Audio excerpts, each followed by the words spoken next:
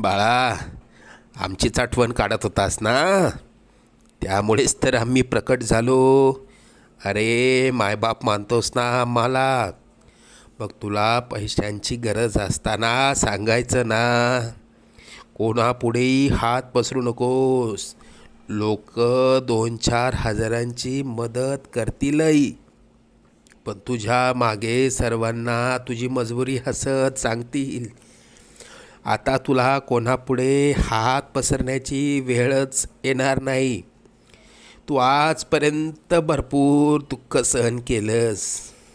लवकरच तुझ्या रडक्या भाग्यात सुखाचे दिवस येतील. तुझ्या मनात असलेली इच्छा पूर्ण होऊन अक्कलकोटला पेढे घेऊन येणं होईल. येशील ना आम्हाला भेटायला अक्कलकोटला? सगळं मनासा